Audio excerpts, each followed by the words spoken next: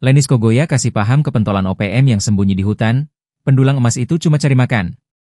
Staf khusus Menteri Pertahanan Bidang Kedaulatan NKRI Letkol tituler Lenis Kogoya mengkritik keras pembunuhan warga Papua yang melakukan aktivitas pendulangan emas oleh Organisasi Papua Merdeka, OPM.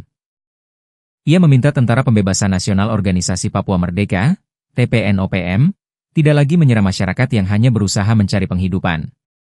Hal ini disampaikan Lenis menyusul peristiwa pembunuhan terhadap 13 pendulang emas di Yahukimo, Papua.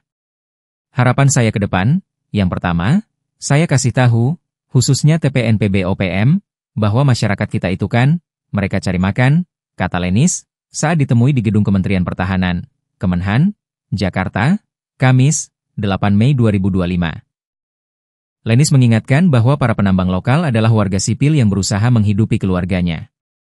Oleh karena itu, kekerasan terhadap mereka tidak bisa dibenarkan.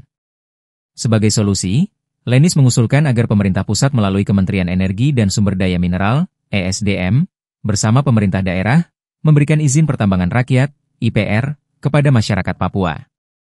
Menurutnya, legalisasi aktivitas pendulangan akan memberikan kepastian hukum dan perlindungan bagi warga, sekaligus membuka peluang kemitraan yang sehat dengan investor, dengan syarat pengelolaan tetap berada di tangan masyarakat asli Papua. Namun, ia menegaskan, setiap bentuk kegiatan tambang rakyat harus dilakukan dengan koordinasi bersama kepala-kepala suku sebagai pemilik hak ulayat. Terkait implementasi, Lenis menyampaikan bahwa skema IPR untuk warga Papua masih dalam tahap pembahasan. Ia menargetkan rapat koordinasi lintas kementerian akan segera digelar. Diberitakan sebelumnya, tragedi kemanusiaan di Yahukimo, Papua Pegunungan, semakin memprihatinkan.